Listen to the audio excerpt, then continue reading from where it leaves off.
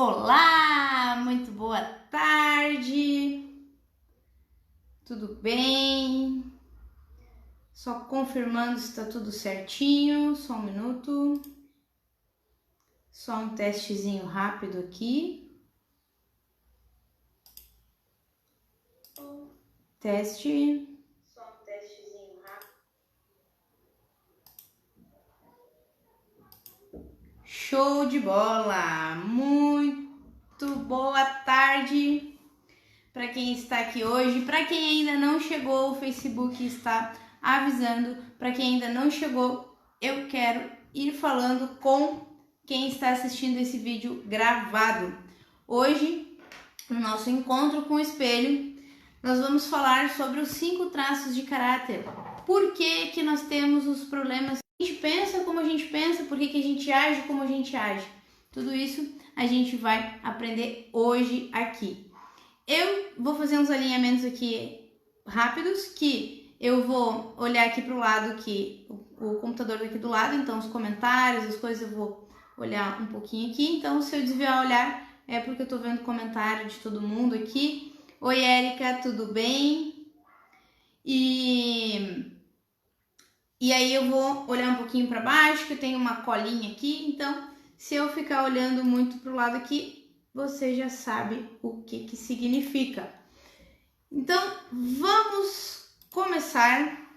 Vou me apresentar, meu nome é Brenda Quaresma, sou analista corporal e comportamental. E hoje eu quero falar contigo sobre os traços de personalidade. Vamos lá. Por que os problemas nas nossas relações acontecem? Porque ou eu não entendo o jeito da outra pessoa, ou eu não aceito o jeito da outra pessoa e aí eu vou lá e quero mudar a pessoa, porque eu aceitar é diferente de entender. E às vezes eu não entendo, mas aceito.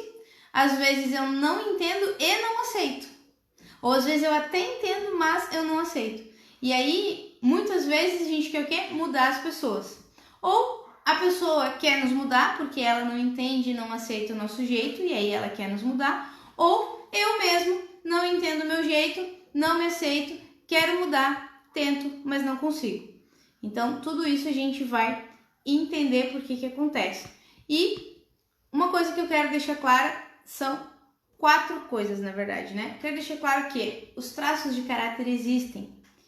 Tu precisa saber que eles existem, tu precisa saber como eles são, como eles se formam e como que eles moldam a mente e o corpo da gente. E isso acontece desde a infância, desde, na verdade, de quando a gente está no útero. Desde que estamos no útero, em formação, ali já começa a se moldar o nosso corpo e também a nossa mente. E o que acontece lá vai refletir para o resto da nossa vida. Então a gente precisa entender que as coisas que não estão no nosso consciente, mesmo elas não estando no nosso consciente, elas estão influenciando e interferindo na nossa vida. Então vamos entender aqui hoje por que de repente tu é uma pessoa mais carente ou mais fechada, de repente uma pessoa mais fria, mais explosiva, ou aquela pessoa que vive dividida, vive indecisa, né? Hoje a gente vai descobrir aqui, tá bom? Eu queria fazer uns slides aqui, eu tô até com os meus slides aqui na minha frente, aqui da minha colinha, só que o que acontece? Teve probleminhas técnicos aqui, eu não soube fazer o compartilhamento de tela aqui pelo celular, pelo computador, eu não soube configurar, enfim. Mas vamos lá. Existe um filme chamado Divertidamente, eu não sei se tu já assistiu, se não assistiu, eu recomendo que assista. É um filmezinho da Pixar, uma animação, onde existem 5 sentimentos. Existem 5 bonequinhos dentro da cabeça de uma menininha. No filme eles têm nomes de sentimentos, mas na vida real é como se eles realmente existissem na nossa cabeça, só que eles não têm nome de sentimentos, eles têm uns outros nomes meio esquisitos aqui. Mas voltando ali ao filme, existem 5 bonequinhos na cabeça da menininha e um painel de controle.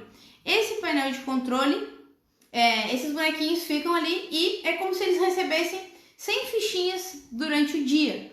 E cada um deles vai receber uma quantidade de fichas. Cada um vai receber 20? Não necessariamente. Vai depender do quanto cada uma das fases que nós passamos na nossa vida,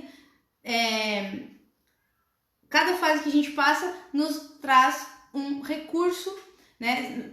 Primeiro a gente sente uma dor existencial, nosso sistema nervoso percebe uma dor durante as fases. Essa dor vai moldar tanto a nossa mente quanto o nosso corpo e vai nos trazer recursos para que a gente lide com essa dor. Quando nós não temos consciência disso, o que acontece? Os nossos bonequinhos, eles ficam lá nesse painel de controle sem supervisão nenhuma e eles ficam gastando as fichinhas deles loucamente e de qualquer jeito, porque eles não sabem, como se fossem funcionários de uma empresa, e esses funcionários, eles não têm um chefe ali para dizer como eles têm que fazer o trabalho deles. Então eles vão fazendo no melhor possível, sem uma supervisão.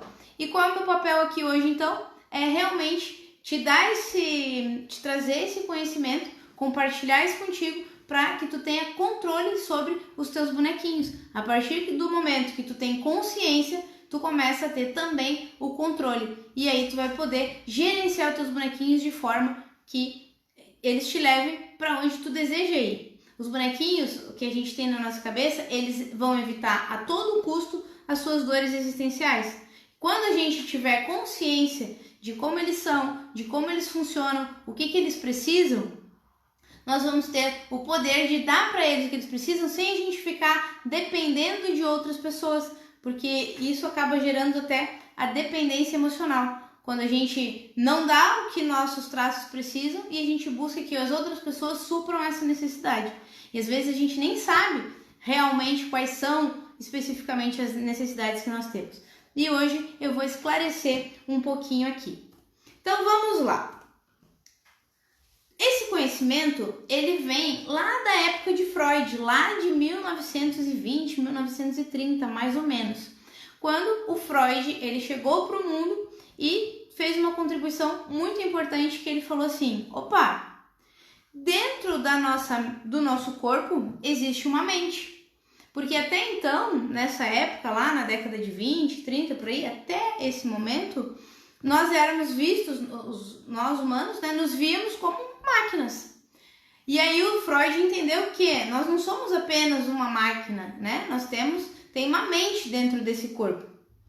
Alguns anos mais tarde, veio o Wilhelm Reich, que foi até um colega do Freud lá na Escola Psicanalítica de Viena, eles trabalharam juntos.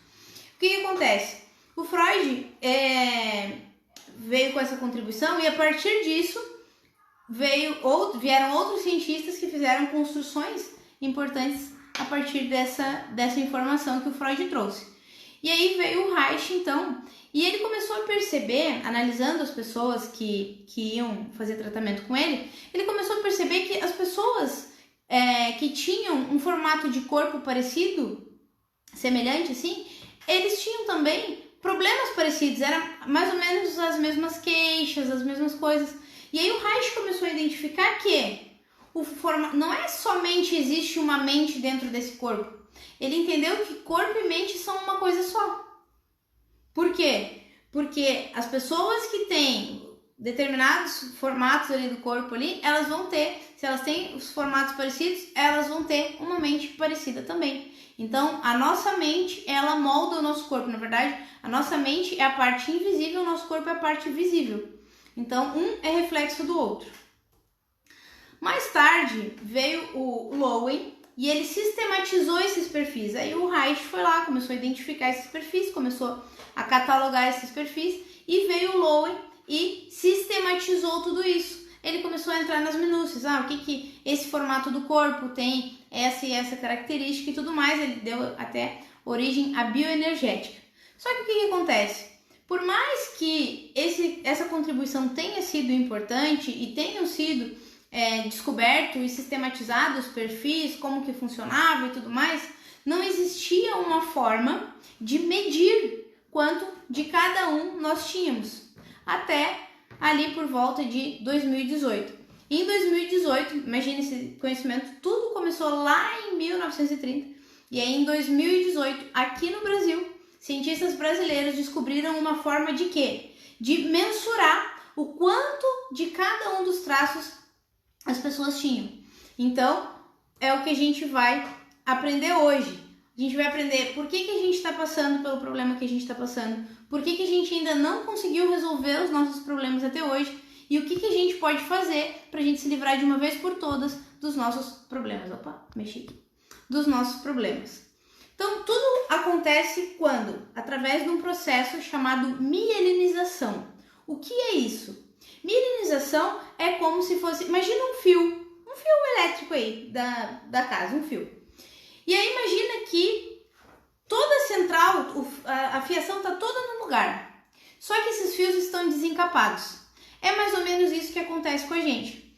Quando a gente está em formação, os nossos neurônios, nosso sistema nervoso, ele é uma das primeiras coisas a serem moldadas, a serem formadas. Mas aí o que acontece? É como se os fios estivessem no lugar, mas esse encapamento, ele vai acontecendo aos poucos na vida dos seres humanos. Então são 5 fases e cada fase da vida da criança ali é marcada por essa mielinização. Conforme a mielinização avança, nós ficamos suscetíveis a sentir uma dor existencial. Então tudo começa onde?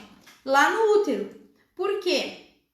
Porque é quando a nossa medula e os nossos neurônios começam a ser formados e também mielinizados.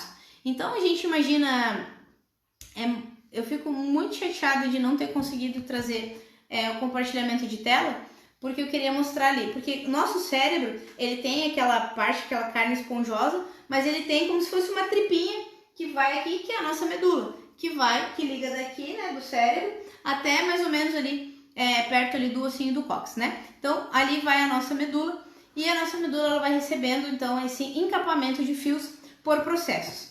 E aí o que eu vou compartilhar com vocês aqui hoje? O momento de cada um dos traços que foram criados, né? A dor básica que esse traço teve, o recurso que esse traço desenvolveu e também o formato do corpo. Então vamos para o primeiro traço. Coisas importantes que eu preciso dizer para vocês aqui.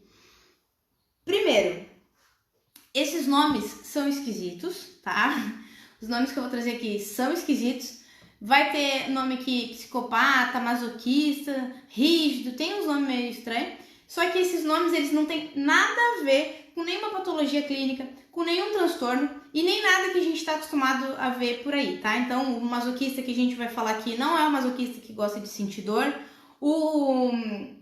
O rígido que a gente vai falar aqui não é aquela pessoa inflexível, tá? O psicopata não é aquele de filme que a gente está acostumado aí. São só os nomes que o Reich deu para os traços de caráter e todo mundo foi mantendo esses nomes ao longo da história aí, inclusive os nossos cientistas brasileiros que, não sei quem já ouviu falar, do Corpo Explica, foram eles que desenvolveram essa ferramenta e que possibilitaram que esse conhecimento chegasse até nós, porque esse conhecimento ele não é difundido nem muito nas faculdades, ele não é muito aprofundado na faculdade de psicologia, eles não aprofundam muito nesse conhecimento, então esse conhecimento estava meio que jogado dentro das gavetas lá das universidades e o Corpo Explica então fez a contribuição grandiosa de simplificar esse conteúdo de forma que qualquer um possa ter acesso.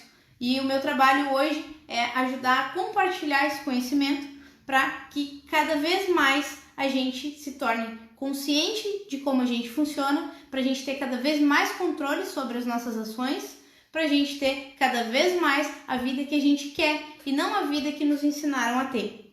E tudo que eu vou falar aqui, que eu vou falar em relação aos traços, não quer dizer, não tem nada a ver com a intenção do pai, a intenção da mãe, a intenção de quem quer que tenha sido, tá? É tudo uma questão de percepção da criança, então a gente não tem como controlar o que fizeram com a gente, ninguém tinha controle, e mesmo que eu tenha agora alguém na minha família que esteja grávida e tudo mais, não tem como controlar o que essa criança vai ser ou vai deixar de ser. Eu recomendo também que quem ainda não me segue no Instagram, me siga depois da nossa live aqui, vai lá no Instagram, @BrendaQuaresma, lá tem bastante material, tem bastante conteúdo que aos pouquinhos eu tô compartilhando cada vez mais, tá bom? Então, vamos começar. O primeiro traço que a gente vai falar é do traço de caráter esquizoide.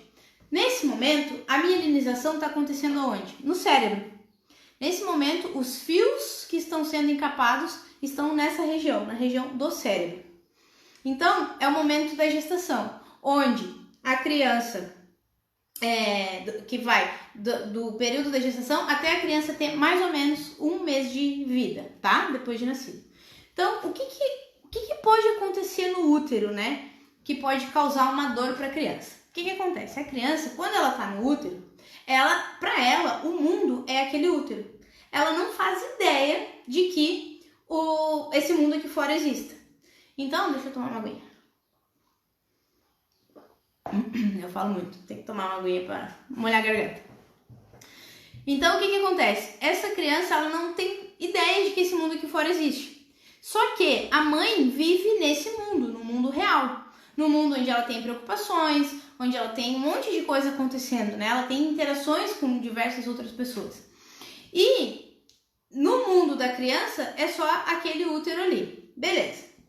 Lá dentro, a criança tá com aquele útero normalmente é um lugar quentinho, confortável, espaçoso. Só que quando acontece qualquer coisa que na vida da mãe, que deixa a mãe preocupada, que deixa a mãe, sei lá, tá passando por um problema financeiro, algum problema com o pai da criança, morreu alguém da família, enfim, sei lá, tinha um compromisso e aí alguém fez alguma coisa que não deu certo, enfim, qualquer que seja a preocupação, qualquer coisa que afete o estado emocional da mãe, vai afetar também o bebê. Como? Quando a mãe se preocupa, acontece uma reação no corpo dela e o útero começa a receber menos fluxo sanguíneo. E aí o que acontece? Normalmente a mãe lembra que está grávida quando? Quando o filho mexe, quando o bebezinho mexe na barriga. Então imagina, se coloca no lugar daquela criança. Aquela criança está existindo no mundo dela, a energia, ela não tem controle sobre a energia, né, que está rolando no corpo dela ali. Então aquela energia está circulando pelo corpo e ela só tem controle aqui, porque aqui está sendo mielinizado, tá? Então ela começa a ter, porque a mielinização ela traz percepção e controle. Então no útero a criança só tem controle da energia que circula na cabeça. No resto do corpo, quando a energia escorre, ela não tem controle. Se eu pego 2 fios que estão com energia e encosto um no outro, desencapados, o que acontece? Vai dar um curto-circuito, vai dar um choque, um curto-circuito. Na criança, o que é? A criança escorreu energia para uma parte ali que ela não tinha controle. O que aconteceu? Encostou um neurônio no outro, deu aquele atrito, a criança teve um espasmo, mexeu. Beleza, isso aí são coisas assim que acontecem em milésimos de segundo. Quando a criança mexe, acontece algo que a mãe lembra que está grávida, ativa a preocupação dela, se ela está passando por um momento difícil. E aí o que acontece? O útero, naquele coisa, começa a receber menos fluxo sanguíneo. Nessa hora que ele recebeu menos fluxo sanguíneo, ele ficou um lugar duro, frio e apertado. Então a criança que estava lá quietinha, estava lá quentinha, confortável, lá bem de boa lá no útero, ela se mexeu e aconteceu tudo isso meio inconsciente e instantaneamente, e ela se sentiu o quê? Rejeitada. Porque aquele lugar que era gostoso, confortável, ficou ruim, ficou, sabe, começou a me apertar, começou a ficar desconfortável. E aí a criança se sente rejeitada. O que a criança registra no sistema nervoso dela? Que toda vez que eu existo, alguma coisa acontece e o meu mundo fica ruim. Então, a criança desenvolve esse medo de rejeição. O que a mente dessa criança pode desenvolver de recurso para que ela não se sinta rejeitada de novo? Vamos lá. Essa criança, agora, ela não quer mais se sentir rejeitada. Então, ela vai fazer de tudo para concentrar energia onde tem controle, aqui na cabeça. Ela vai fazer de tudo para essa energia não escorrer para o corpo e ela não mexer. Porque quando ela mexe, o mundo dela fica ruim. Então, se a mãe tem durante a gestação, ela tem muitos problemas e tudo mais, é possível que a criança sinta muito essa dor da rejeição. E aí, normalmente, é aquela criança que não mexe muito no útero. Por quê? Porque vai concentrar toda a energia na cabeça e nesse processo, para ela se mexer o menos possível, e todo esse processo traz o quê? Uma capacidade de raciocínio lógico e de criatividade. Por quê? Porque a energia está toda concentrada ali. E aí essa criança, ela, como ela não podia fugir do útero, ela foge para onde? Ela foge para dentro da mente dela. Ela concentra tanto energia ali, como o corpo, ela ainda não tem percepção, porque a mielinização ainda não chegou ali, então ela não vai ter não vai ter tanta percepção, o corpo para ela não vai servir para muita coisa. Ela vai mais concentrar tudo que ela pode na mente, para poder fugir daquela dor ali. Qual é o formato físico, então, que vai ter essa pessoa, esse nenenzinho que se sentiu rejeitado lá no útero? Vai ser uma pessoa que normalmente elas vão ter a cabeça mais alongadas, elas vão ter os ossos pontudos, o ombro é pontudo, o cotovelo é saltado, o joelho é saltado. São pessoas magras que não tem muita energia no corpo, parece que vão desconjuntar assim, sabe? Que aquelas pessoas que a gente olha e pensa, parece que só tem pele e osso aí, né? Então, justamente essas pessoas, elas têm o medo de serem rejeitadas e elas têm uma capacidade de criatividade, de raciocínio lógico absurda. São pessoas extremamente... Sabe quando a pessoa ela tem o poder de sintetizar? Tu pode vir com uma história enorme para a pessoa, ela vai filtrar o que é importante ali, ela vai sintetizar aquele assunto ali. Então, são pessoas frias. Por quê? Porque ele teve que se desligar totalmente do corpo dele e concentrar energia na cabeça. Então, é uma pessoa extremamente racional, uma pessoa lógica, prática. É aquela pessoa que, por mais que tu esteja ali, tu tá falando com ela, por mais que ela esteja no celular, parece que não tá te dando bola, ela tá entendendo e tá entendendo tudo o que tu tá falando. E muitas vezes, tu vai tentar explicar 300 vezes a mesma coisa pra ela já te entendeu desde a primeira vez, e tu fica lá tentando explicar, a pessoa pega e foge pra mente dela, e ela foge pra mente e acaba te deixando ali. Quando tu tá quase acabando, ela volta e começa a te dar atenção de novo. Então, esses são os esquizoides. No filme, né, Divertidamente, se vocês forem assistir, o esquizoide ele é representado pelo bonequinho do medo, tanto na personalidade como no formato físico. Então ele tem a cabeça mais alongada, ele é mais desconjuntadinho, o bonequinho do medo no filme Divertidamente. Mas não quer dizer que as pessoas sejam medrosas, os esquizoides sejam medrosos. Mas o que acontece? Eles vão a todo custo, eles têm ideias fora da caixa. São aquelas pessoas assim que conseguem, tem uma capacidade de criar coisas do zero. Tu tem um problema, eles conseguem buscar uma solução rápida, prática, porque eles são totalmente lógicos, né? Só que, muitas vezes, como eles têm uma capacidade, todo ser humano é criativo, mas os esquizoides, eles têm uma criatividade que vai muito além, entendeu? Eles realmente pensam fora da caixa. E o que acontece na vida deles, então? Quando eles estão na dor, eles começam a se fechar na caverna deles para não se sentirem rejeitados, porque muitas vezes as ideias deles são criticadas, são ditas, porque é ideia de louco, porque não sei o quê, porque eles têm umas ideias que são fora do comum normalmente. Então, eles precisam do quê? De um ambiente que não rejeite suas ideias, porque senão eles já são pessoas mais introvertidas por natureza. E eles têm um momento de caverna que eles precisam disso. Agora, se eles não têm um ambiente onde eles possam sair um pouco da caverna, eles vão se fechar cada vez mais e vão acabar vivendo naquele mundo só mental. É aquela pessoa que só fica no quarto jogando videogame ou jogando no celular, aquela pessoa que desconectou total do mundo real, porque o mundo real é ruim. E aí, na cabeça dela, ela consegue criar um mundo que ela bem entender. Então, o mundo imaginário fica mais divertido do que o mundo real. E aí o mundo real fica chato, fica a pessoa se sentindo cada vez mais rejeitada, então ela pode se fechar cada vez mais na caverna dela.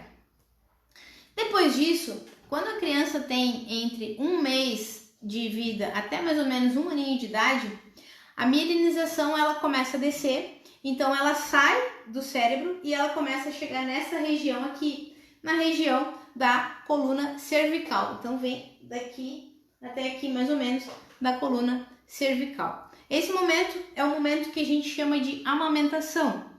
É uma fase em que a criança ela depende muito que o outro adivinhe o que tem de errado com ela. Então a criança lá no útero, ela tinha um problema, o mundo dela ficava ruim, ela não tinha o que fazer, ela fugia para a mente. Hoje, depois que a criança nasce, né, tem algo que tá acontecendo que não tá legal, essa criança tem novos recursos. Agora ela pode gritar, agora ela pode chorar, agora ela pode dar um jeito de que alguém venha ajudá-la, né? Então ela consegue se comunicar de algum jeito para que alguém venha ajudá-la. E ela depende que a pessoa adivinhe. E o que acontece? Muitas vezes a criança, digamos, sei lá, tá com uma coceira no pé, uma formiguinha no pé lá da criança. Beleza. Aí tá lá aquela criança com uma formiguinha no pé e ela começa a chorar. Aquele incômodo, começou a chorar. Veio a mãe daquela criança, deu mamar, deu bico, né, chupeta, deu até peito de repente e nada da criança chorar. Pegou no colo, embalou, não sei o que, mas a criança não parava de chorar. Lá pelas tantas a criança acalmou. O que acontece? O problema dela, que era a formiga no pé incomodando, não foi resolvido. Por mais que ela tivesse todo esse carinho da mãe, ou se a criança estava chorando e aí a mãe só deu uma mamadeira e deixou a criança chorando no berço ou no carrinho, ou a mãe nem se preocupou ainda nada e só deixou a criança berrando e chorando. O que acontece? Em qualquer um desses cenários, a criança se sente o quê? Se sente abandonada. Por quê? Porque a necessidade dela não foi devidamente atendida. Até no caso lá da mãe que foi e deu atenção para aquela criança, ela não resolveu o problema que a criança tinha naquele momento, não resolveu exatamente aquele problema. Então a criança se sentiu abandonada. E aí, qual é o recurso que essa mente então pode desenvolver, que essa mente desenvolve? É o recurso da comunicação. Então, o que essa criança entende? Que quanto mais pessoas eu tiver por perto, menor a chance de eu me sentir abandonada. É aquela pessoa que ela se comunica contigo só com o olhar. Sabe aquela pessoa, e eu vejo aqui quem tá na live aqui, né? Eu vejo aqui que tem gente que vai se identificar. Até porque esse traço aqui, ele tá ligado muito com a população brasileira. E se quem tá assistindo aqui, se tu não for oral, provavelmente tem pelo menos umas 4 ou 5 pessoas com as quais tu convive que são, porque temos uma ligação muito forte com esse traço aqui no Brasil. Então o que acontece? Aquela criança é aquela pessoa que ela se comunica, ela se expressa e ela se comunica com a fisionomia. Então, por mais que ela não goste de uma situação e ela tente disfarçar, ela não consegue. Aquela pessoa que fala com as expressões.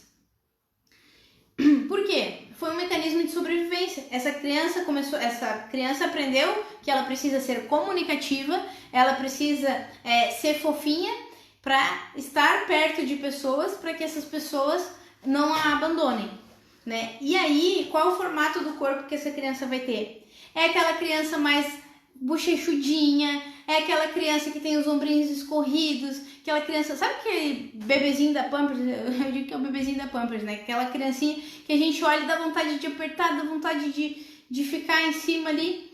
Então, justamente por quê? Porque essa criança tem medo de se sentir abandonada. Então, tanto o corpo quanto a mente dela vão desenvolver os recursos para que ela simplesmente tenha mais pessoas por perto e ela não se sinta abandonada. E essa pessoa, o traço oral, é um traço extremamente quente. Já o esquizoide, que a gente estava vendo antes, ele é frio e racional. Não negocia sentimento com ele. O esquizoide, ele não demonstra sentimento. O esquizoide, ele explica o sentimento.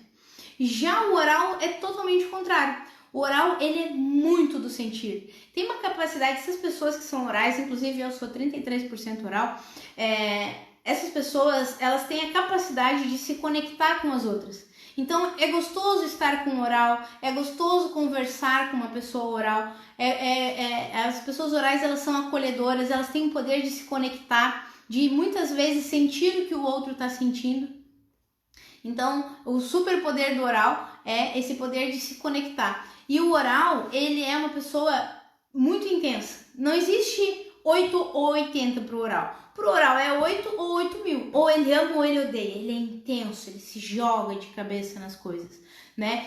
E isso traz uma sensibilidade absurda, porque ele é muito do sentido. Então, os orais gostam de tudo que é sinestésico, tudo que envolver olfato, tato, paladar, né? A visão, tudo que for sensorial, os orais são mais ligados. Então, o oral é aquela pessoa que vai entrar, sei lá, pra ver uma casa, vai tocar na parede, vai sentir o que está acontecendo, sabe? Ele não pensa. O oral, ele não pensa, o oral, ele sente. E são pessoas, são tão sensíveis que o que acontece? São as pessoas que têm o choro mole, o choro fácil. Então, são pessoas que têm essa coisa que, sabe aquela criança que chora por tudo, não sei o quê? Não é porque ela chore por tudo, é porque ela é oral, ela tem a necessidade, ela sente tanto as coisas que ela precisa botar esse sentimento para fora. E esse sentimento muitas vezes vem em forma de choro. E não é só o choro ruim, né, de tristeza ou de dor, ou seja, é o choro de felicidade, de alegria. Aquelas pessoas que choram até com um comercial de margarina ou comercial da Coca-Cola, sabe? Então, é um traço quente. Um exemplo de pessoa oral é o Jô Soares. Se for pegar os vídeos do programa do Jô, pode perceber que na maioria das vezes ele se conecta tanto com as pessoas que ele vai lá e ele pega na pessoa, ele vai lá e bota a mão na pessoa e fica ali, ele se conecta tanto que ele chega a pegar. Olha que louco, né? O esquizoide, o primeiro traço, ele não gosta de contato físico. Ele não gosta, por quê? Porque o contato físico remete àquela sensação de aperto lá do útero, né? Aquela sensação de rejeição. Então, os esquizoides não gostam do contato físico. Já os orais, eles amam o contato físico, eles precisam do contato físico. E vale lembrar que ninguém é uma coisa só. Todo ser humano passa pelas 5 fases e todo ser humano tem os 5 bonequinhos na cabeça. O que muda de pessoa para pessoa é a proporção de cada um desses traços que a gente tem.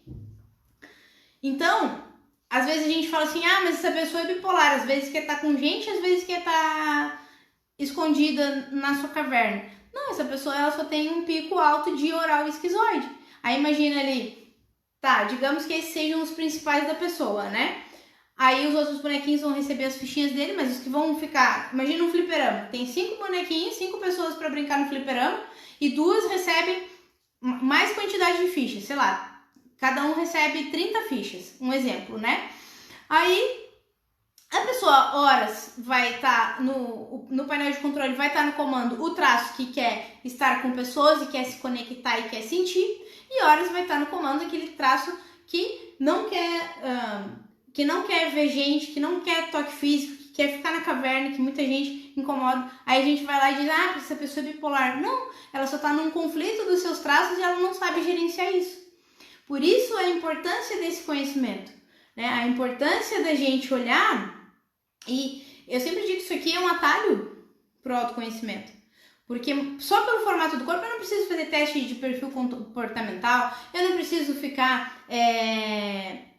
sessões e sessões numa terapia falando para a pessoa identificar alguma coisa ou passar por diversas ferramentas para a pessoa identificar como eu funciono. Tudo isso é importante, ferramenta para descobrir como a gente funciona é importante. Ainda é para algumas pessoas, mas hoje existe uma ferramenta que dá um atalho muito grande. Antes do que um coach, por exemplo, precisava de, sei lá, de umas 4 ou 5 sessões aplicando ferramenta no cliente ali para descobrir como a mente dele funcionava, com análise corporal, só de bater o olho, claro, tem uma análise completa e aprofundada para fazer, mas só de olhar a gente já consegue entender como funciona a mente de alguém. Então eu sempre digo que isso é um atalho para o autoconhecimento. Vai funcionar fazer teste? Vai funcionar? Vai, mas talvez não com tanta precisão, né? Muito provavelmente não vai ter tamanha precisão que a análise corporal traz e vai ser um processo mais longo. Então a análise ela vem para encurtar esse caminho. Então muitas vezes tu não sabe por que está passando por determinado conflito e aí quando tu conhece teus traços, tu começa a entender, poxa, esse bonequinho nesse conflito aqui é o bonequinho tal brigando com o tal. Então no caso aqui do exemplo que eu dei, poxa, essa pessoa quer estar com pessoas, mas ao mesmo tempo quer estar sozinha. Aí a gente pensa, não, é só os bonequinhos dela ali em conflito, o esquizoide e o oral, nenhum dos dois está tendo a recompensa que eles precisam. Então eles estão se sentindo na dor e acabam brigando. E aí, por isso que acontecem os problemas na nossa vida. Já quando nós temos a consciência do que está acontecendo, não é que o conflito não vai acontecer, mas quando eu tenho a consciência do que está acontecendo dentro de mim, eu consigo gerenciar. Aí eu consigo ver, opa, eu tô muito com pessoas. Aí eu posso acabar, no caso de uma pessoa que tem oral e esquizoide juntos, muito alto. O que vai acontecer? Vai ser uma pessoa que gosta de estar com pessoas, mas quando está demais com pessoas, acaba sendo grossa, acaba sendo ácida. Então, essa pessoa, a partir desse momento que ela tiver esse conhecimento, ela pode entender, opa, eu estou sendo grossa aqui porque eu estou sendo ácida com essa pessoa que não merece, porque eu não dei a caverna que o meu esquizoide precisava. Então eu vou lá, vou dar a caverna que ele precisa. Então tu começa a gerenciar os teus bonequinhos e tu começa a realmente conduzir a tua vida para onde tu quer estar, né? E aí tu acaba quebrando as questões, porque muito acontece da gente ser cortado quando é criança. Nem todo mundo, mas a grande maioria dos casos que eu vejo os pais, não sabendo disso, querem o melhor para os filhos, né, no seu ponto de vista, e aí querem que os filhos sejam como eles querem que sejam, como ensinaram. Meus pais me ensinaram que eu tinha que ser de um jeito, aí eu sou frustrada, e eu não tenho os resultados que eu quero na minha vida, porque eu nunca pude ser eu, porque ser eu era chato, ser eu era bobagem, ser eu era frescura, então eu tive que me adaptar, e aí acaba que beleza, se os meus pais disseram viver a vida toda assim e não morri, eu quero isso para os meus filhos. Mas sempre na boa intenção. Só que aí a gente acaba retraumatizando as pessoas. Por quê? Porque todo ser humano vai passar pelas 5 dores. Porém, a gente não precisa ficar revivendo as dores dos traços, né? A gente tem que proporcionar ambientes para nós, principalmente, e também para as pessoas, ambientes favoráveis onde elas possam existir do jeito que elas são. Muito acontece de que querem que a gente se molde a ser o que a gente não é. E quando a gente tem consciência de quem a gente é, porque a gente nasceu para ser. A gente é quem a gente precisa ser. Se na tua vida tu não tá podendo ser quem tu realmente é porque tu tá num ambiente tóxico, um ambiente que não é o adequado para ti. Quer dizer que precisa cortar o contato com todo mundo e fechar essa vida louca e vou bloquear todo mundo e vou ser feliz? Não! Significa que tu tem que entender que tu tem os teus traços, tu tem que entender como eles funcionam, como cuidar deles, o que eles precisam e o que eles podem te dar. E a partir disso, tu vai comunicando isso para as pessoas, se posicionando, dizendo, olha, eu funciono desse jeito. Eu preciso que essa situação seja dessa forma. Respeitando também a outra pessoa. Ô fulano, tu pode ser assim? Ah, pode. Ai, que bom. Obrigada. Ah, não pode. Então, beleza, já sei que esse ambiente eu não devo mais estar. Voltando aqui, as pessoas orais, elas são suscetíveis à depressão e ansiedade, porque como elas têm muito esse sentir, muito aguçado, elas acabam tendo essa probabilidade, né, de desenvolver esses problemas, né, porque são pessoas muito emocionais e muito intensas. E aí o oral, o que acontece? A gente fica muito naquilo, muitas vezes, né? Que nos ensinaram que a gente precisa ser forte, porque chorar não resolve o problema. Essa era uma frase que eu vivia falando, né? chorar não resolve o problema. Mas na verdade, o que eu aprendi? Realmente, chorar não resolve o problema, mas alivia. E essa partezinha que parece insignificante, né? 2 palavrinhas, mas alivia, faz total diferença.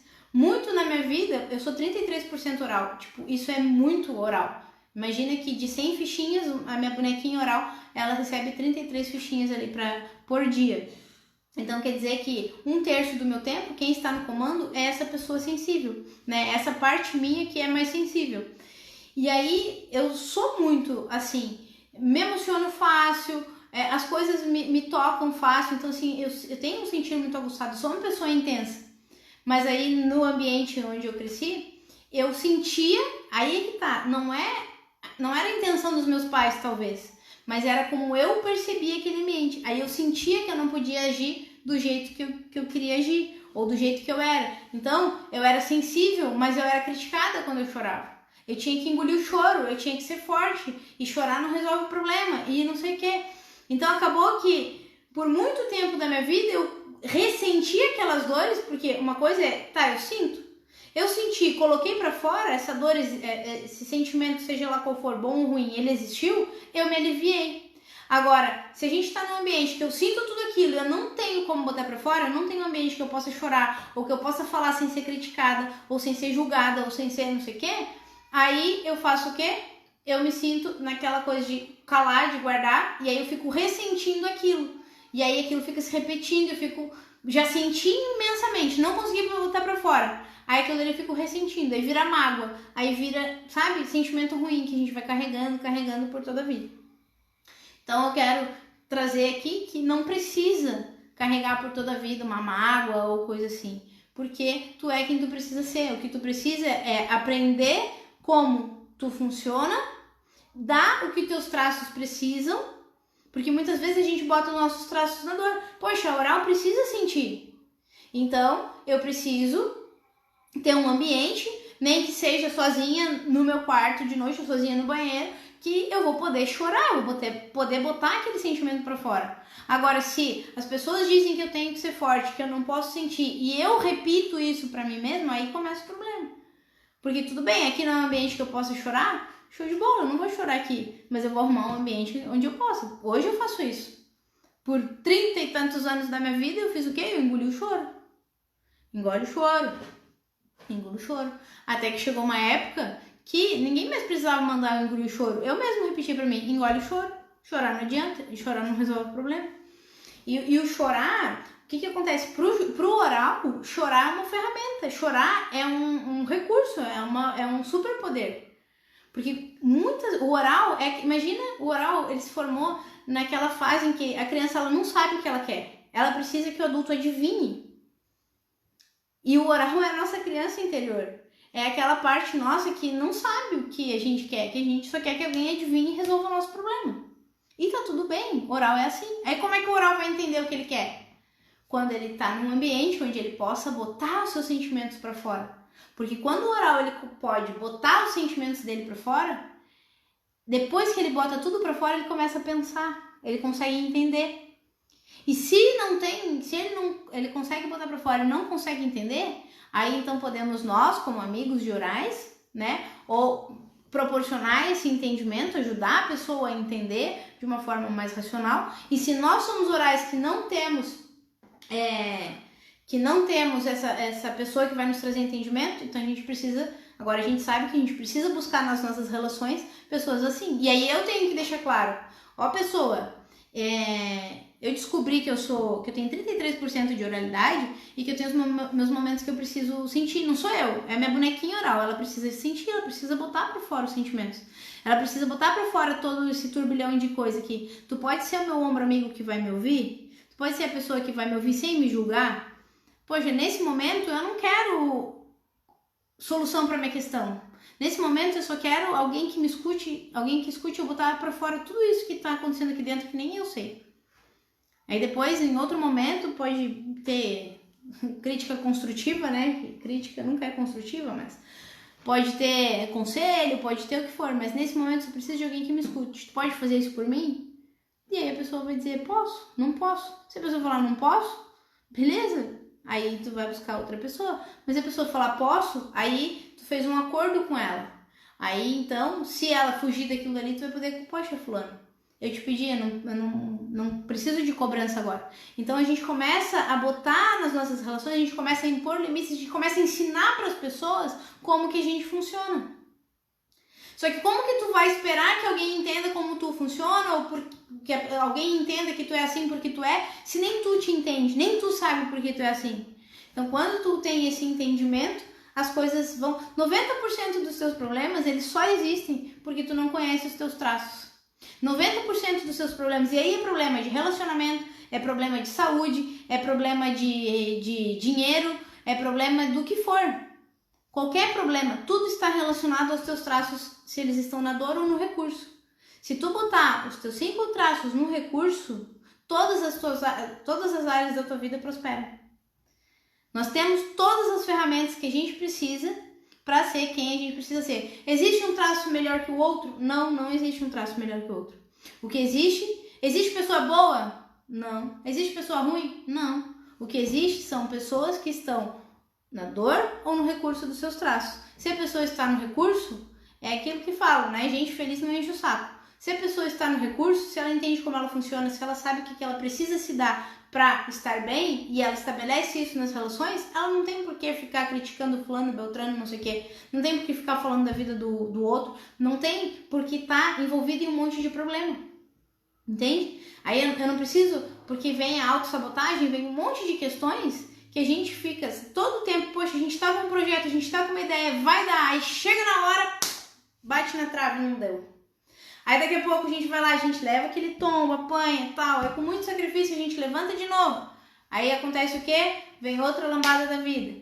Por quê? Porque o nosso inconsciente está nos sabotando. Os nossos bonequinhos, eles estão nos mostrando que tem algo errado, tem uma dor ali, naquele caminho tem uma dor. E eu tô com medo de ir naquela dor. Agora, os bonequinhos, eles querem evitar aquela dor a todo custo. Agora, quando eu estou no comando dos meus bonequinhos, eu vou entender até que ponto, poxa, eu entrar nesse, até que ponto isso vai me trazer dor ou vai me trazer recompensa? Eu me desafiar nisso aqui, né? Porque o medo vem quando a gente não conhece, o medo vem do desconhecido, quando a gente não conhece onde a gente está se metendo. E o medo, nos ensinaram que medo é para ser pare. E na verdade, o medo é para ser só um sinal de preste atenção.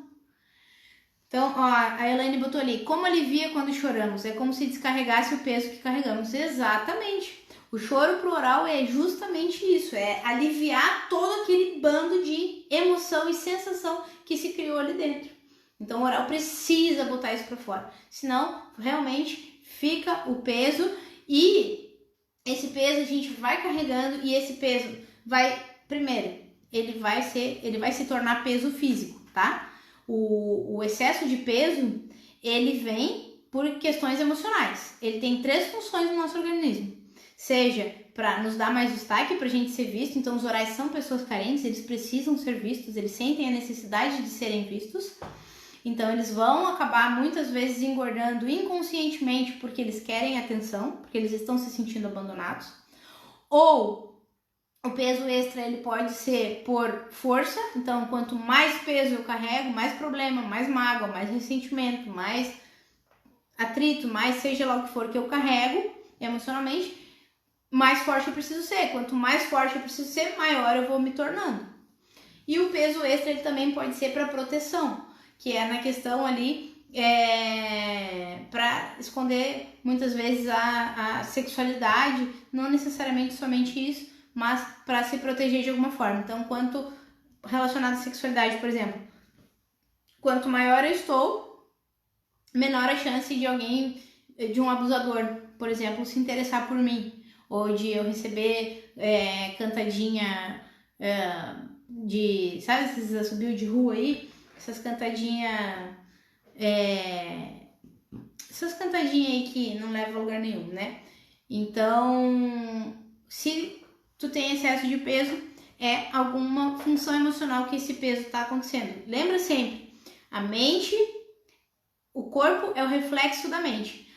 O corpo é a parte visível da mente. Então, se tem algo errado no emocional, isso, Sabrina, obrigado. Cantadinha chula. Se eu tenho um problema emocional, né, um problema na minha mente que eu não estou conseguindo lidar, o meu corpo ele vai mostrar que tem algo errado. E aí vem as doenças, enfim, infinitas coisas. Não existe doenças são psicossomáticas, mas isso é um outro assunto. Deixa eu continuar aqui. Agora eu quero falar do terceiro traço de caráter que se forma, que é o traço que eu falei que é o psicopata. Não é o psicopata do serial killer lá dos filmes, né? Não é aquele psicopata que não tem empatia pelas pessoas, não. Esse psicopata é só o nome do terceiro traço de caráter que se forma, que é quando a mielinização, ela tá na região torácica. Então, é como, não sei se vai dar pra ver aqui, mas é quando ela vem daqui até aqui, mais ou menos, né? E aí a mielinização chega ali e aí a criança começa a ter maior percepção dos braços, ela começa a ter maior controle, né? Porque sempre que a mielinização chega numa região, ela traz percepção e controle. Me desculpem. Então vamos lá. O traço psicopata, ele se forma quando a criança tem ali em torno de 1 ano até mais ou menos uns 2 anos e meio de idade. que é a fase que a gente chama de primeiros passos. A fase que a criança começa a ter mais atenção quando ela faz as gracinhas, sabe? A fase do Gugu Dadá, a fase que a criança, tudo que ela faz é bonitinho, é engraçadinho e tudo mais. Essa criança, ela começa a perceber o mundo ali, as interações. Até 1 aninho de idade, o mundo da criança é a mãe. A criança e a mãe, elas têm um processo meio que simbiótico ali. Então, o mundo da criança é a mãe até 1 ano de idade. A partir de 1 aninho, ela começa a perceber que existem outras pessoas ali no meio, né? Existe o tio, a titia, né? Existe o vovô e a vovó, o priminho. Ela começa a ver ali que existem outras pessoas. E aí é a fase em que a gente pega, né? A criança começa a falar umas palavrinhas, ela começa a fazer o Gugu Dadá, as gracinhas dela. E aí, normalmente, a gente faz o quê? A gente pega a criança e a gente quer mostrar aquilo que ela faz para os outros, né? Então, tô aqui, meu filho bonitinho e tal, não sei o quê. Eu pego meu filho e vou lá mostrar, olha aqui, faz com a titia Gugu Dadá. E aí, às vezes, a criança não tá afim. E aí fica aquele grilo, grilo, grilo. E a criança não tá afim. Aí, o que a gente faz? Poxa, na melhor das intenções, muitas vezes. Pô, a criança não tá afim, então eu vou fazer o quê? Eu vou deixar a criança aqui de lado. Aí a criança entende, então eu só tenho atenção, eu só tenho amor quando eu faço aquilo que tu quer. Quando eu não faço o que tu quer, tu me deixa de lado. Claro que tudo isso, gente, é inconsciente, tá? É tudo inconsciente, não tem uma... É como o sistema nervoso interpreta aquilo, tá bom? E aí a criança se sente o que nessa hora? Ela se sente manipulada. Eu só recebo amor quando eu dou algo em troca. E aí qual é o recurso que essa criatura vai desenvolver? Os psicopatas, eles são líderes e negociadores natos. Aquela pessoa que precisa estar no comando das coisas para não se sentir manipulado. E o psicopata, ele gosta de delegar, ele gosta de conectar as pessoas, ele gosta de manipular as coisas, mas não manipular num sentido ruim. Vai ser ruim se ele estiver na dor. Aí vai ser o psicopata na dor, vai ser aquela pessoa que... tem um negócio aqui acontecendo. Poxa, junto o fulano, junto o Beltrano, pego a ideia dos dois, eu executo, ou eu arrumo alguém para executar e eu fico com crédito, eu fico com dinheiro e vou embora. Esse é o psicopata na dor. O psicopata no recurso é aquela pessoa que, poxa, o fulano tem tal negócio. Meu Deus, a Joaninha ali tem tal coisa. Meu, vai ser perfeito. Aí o psicopata no recurso, ele vai, une o fulano com a Joaninha, dá um certo negócio e aí todo mundo ganha, os três ganham. Esse é o psicopata no recurso, onde porque o psicopata, ele enxerga o mundo como se fosse um tabuleiro de xadrez. Ele sabe que para ter uma determinada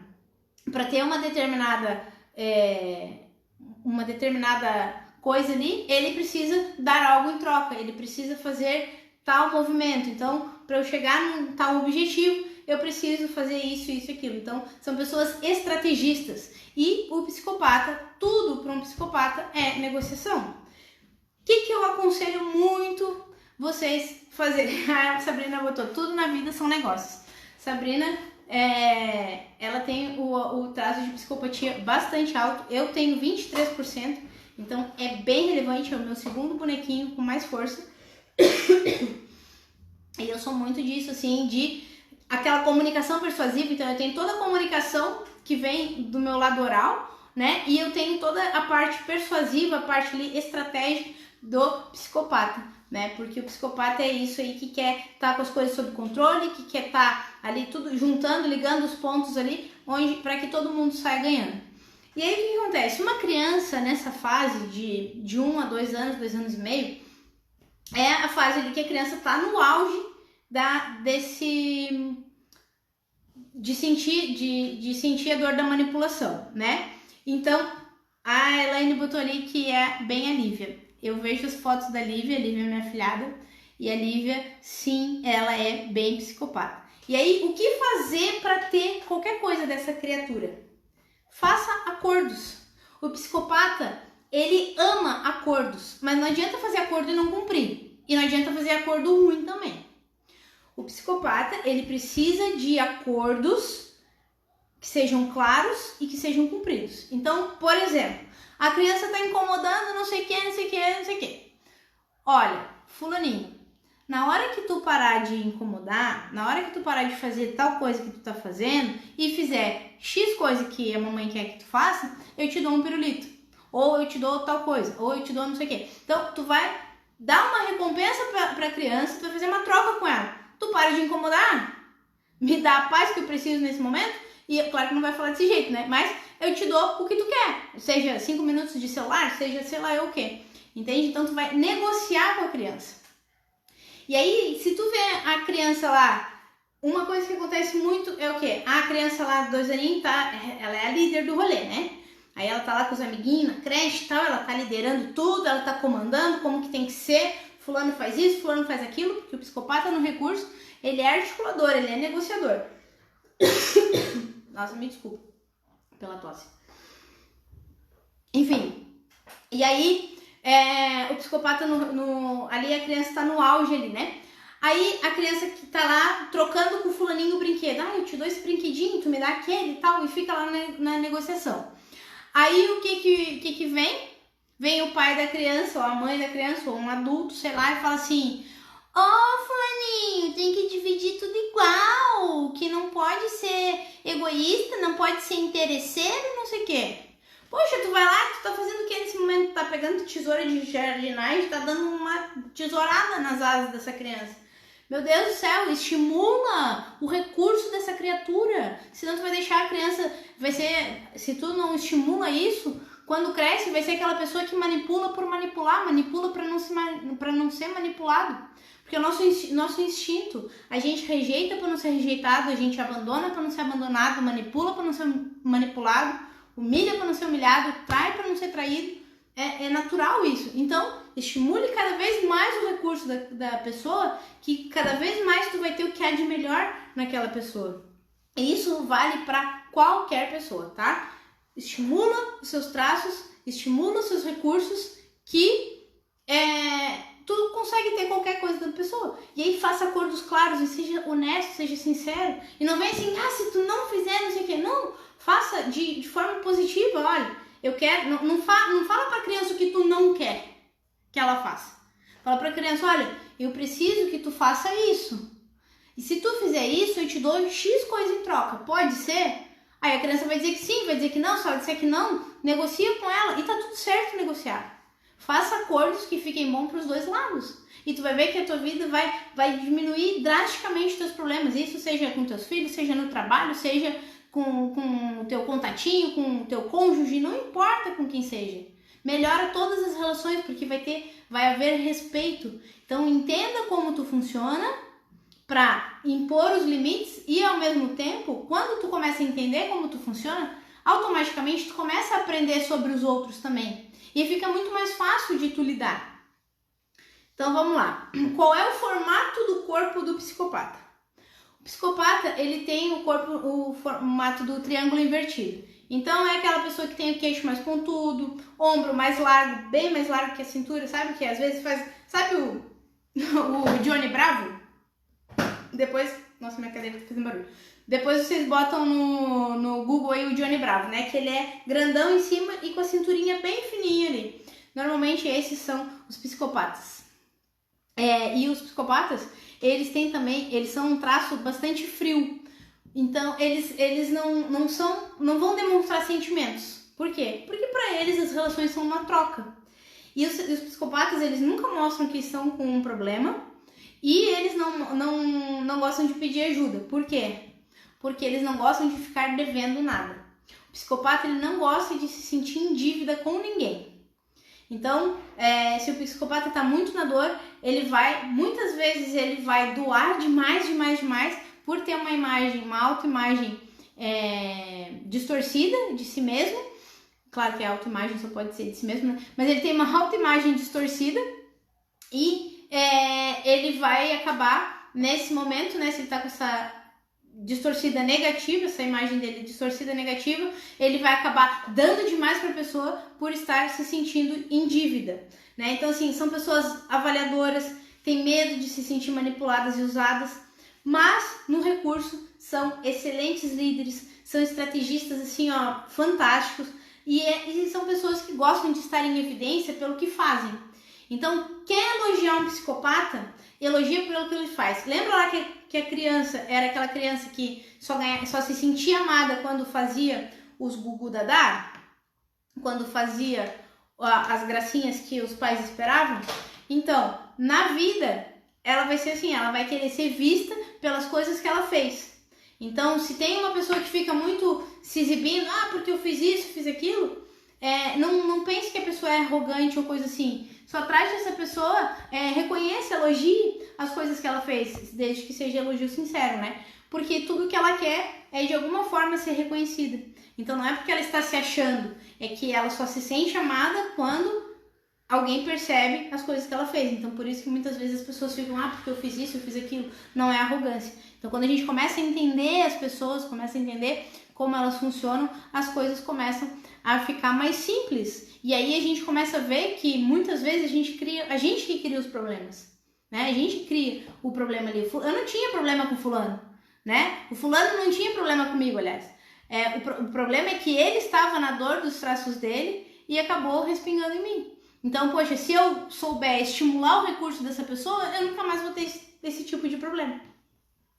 Então, vamos lá. O quarto traço de caráter que se forma... Antes de continuar, vamos interagir um pouco aqui, pessoal. Vocês estão gostando? Vocês estão entendendo? Tem alguma dúvida? Eu posso contribuir com algo mais? Querem que eu entre em mais algum detalhe aqui do que já foi falado até agora? Respondam para mim aí, por gentileza. Uma coisa que vocês podem fazer também é pegar essa live e encaminhar mais para mais algumas pessoas para ajudar a fortalecer, né? Porque esse conhecimento realmente é algo que é capaz de transformar a vida das pessoas, né? Imagina que quanto vale a pessoa, depois de uma vida inteira, passar uma vida inteira sem se conhecer, sem se entender, sem entender por que não se encaixa. Imagina quanto que vale a pessoa ter o poder de, poxa, eu sou assim porque os meus traços estão na dor, ou porque os meus traços funcionam de determinada forma. Eu sou assim porque lá atrás não estimularam o meu traço, mas beleza, não estimularam até agora, mas eu posso fazer estimular a partir de agora, porque agora eu tenho conhecimento. E não se culpem pelo que vocês não sabiam até aqui. Não tinha como ser diferente, não tinha como fazer diferente. E tem agora mais 2 traços que eu vou falar, que é o traço masoquista e o traço rígido. E no final vai rolar uma surpresinha aqui para quem estiver na live. Então convida mais gente, vamos lá. E aí a Sabrina botou aqui, a minha dúvida é na porcentagem, mas isso é tema para nossa live. Então, a porcentagem, é interessante essa pergunta, Sabrina. A porcentagem, como que eu descubro, né? Como que você pode descobrir a sua porcentagem? Passando por uma sessão de análise completa. Na sessão de análise corporal completa, o que acontece? Eu identifico, eu ou qualquer outro analista, né? A gente analisa 6 partes do corpo. Formato da cabeça, formato dos olhos, da boca, do tronco, do quadril e das pernas. Avaliando, analisando detalhadamente cada uma dessas partes, a gente identifica quanto de cada um dos traços existe ali. E no final, a gente faz a pontuação, no final sai o gráfico. E aí, a partir desse gráfico, dá para entender por que tu tem os problemas que tu tem, o que tu pode fazer para resolver, como que vai resolver os conflitos. Porque muitas vezes, se a gente está muito na dor, a nossa vida, a gente está brigando, né? Os nossos traços estão brigando.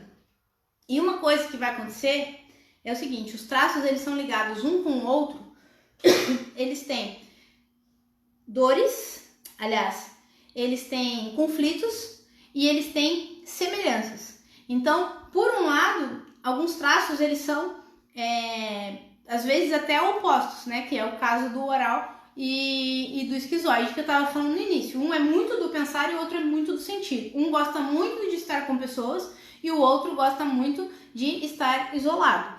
Então, existe um conflito ali e esse conflito ele vai existir para sempre, tá? Não tem como a pessoa mudar. Porém, qual é a diferença? A diferença é quando a gente está no recurso, quando a gente tem esse conhecimento, a gente entende que esse conflito ele não precisa ser uma briga. A partir desse conflito, quando a gente tem conhecimento, a partir desse conflito, a gente gerencia. Tá, o meu esquizoide agora está na dor porque eu estou com muita gente e eu passei o dia inteiro com muita gente. Então, como eu faço para dar caverna para esse meu esquizoide? Como que eu faço para o meu esquizoide sair da dor? Então, eu vou negociar com ele. Ah, não, aguenta mais uma horinha aqui e depois eu te deixo, fico lá 2 dias sem nem ver pessoas, né? Fico 2 dias em casa de boa assistindo Netflix, jogando videogame ou criando, porque os esquizoides eles são ótimos em criação. Então, assim, para trabalho... Ah, vou te dar um bônus aqui para vocês. Vou dar um bônus porque... Questões de o que estimular. Para que teste vocacional se existe análise corporal? Até rimou, né? Os esquizoides, eles são ótimos em setores de criação. Seja criar post, criar qualquer coisa. Em setores onde eles possam exercer a criatividade e onde eles não precisem de rotina. Esse é o melhor ambiente para os esquizoides. Já os orais, eles vão funcionar muito bem em ambientes onde eles possam se expressar, onde eles possam falar. Os orais precisam se comunicar, precisam sentir as coisas. Então, proporcione esses ambientes aí. Oral, depois eu vou trazer uma análise ali no coisa. Mas oral é bom para ser palestrante, oral é bom para ser orador de turma, oral é bom para estar em evidência, tá? O oral gosta de estar em evidência. Atendente de loja, que trabalha com pessoas, contrate orais. Se você tem uma loja e quer contratar alguém, contrate os orais, que eles são ótimos para se conectar com as pessoas ali, para saber direcionar. Claro que é aquilo, né, gente? Todo mundo precisa de treinamento e a gente precisa estimular que as pessoas entrem no recurso. Não existe pessoa boa, não existe pessoa ruim. Existe pessoa no recurso ou na dor dos seus traços, tá? Então vamos pro masoquista. O masoquista, só a mesma pergunta, eu tô indo muito devagar, eu tô indo muito rápido ou tá de boa? Porque às vezes eu me empolgo, falta até ar aqui. Peraí, deixa eu tomar uma aguinha. Os masoquistas, o traço masoquista, aliás, ele começa no momento do desfraude, que é quando a criança tem em torno de 2 anos e meio a 3 anos e meio de idade. É quando a criança começa, a mielinização desceu, a mielinização chegou até a região, isso aqui é a região da lombar, às vezes eu esqueço os nomes, da região da lombar, tá? E ela começa a ter percepção dos esfíncteres. Antes dos 2 anos e meio, aos 3 anos e meio de idade, a criança ela não sabe quando vai sair o cocô e quando vai sair o xixi. Por quê? Porque ela não tem percepção sensorial dos esfíncteres. Hoje, se vem uma vontade de fazer alguma dessas duas coisas, é porque tu sente, por quê? Porque os teus esfíncteres, tu já tem controle e tu já tem sensibilidade dos teus esfíncteres. A criança até essa fase, ela não tem isso. Então, o cocô enche a barriguinha e sai. A criança não sabe, não, está na hora de ir no banheiro. Ela não entende isso, tá? Então, o que acontece? Ela não percebe que ela vai fazer cocô. E aí, o que acontece que os adultos fazem? Poxa, normalmente, né? Nem em todos os casos, mas, a criança já fala, normalmente nessa idade, né? Já interage com os outros, já faz gracinha, já tá entendendo ali, já tem uma certa cognição, a criança já tá entendendo o que tá acontecendo. Aí, o que o adulto espera? Que essa criança simplesmente avise quando vai fazer cocô. Poxa, a criança já fala, já come sozinha, já faz isso, já faz aquilo. Aí chega na hora de fazer o cocô, a criança faz na calça. Ô fulaninho, por que tu fez cocô na calça? Aí a gente faz o quê? A gente vai lá e pergunta por que a criança não falou.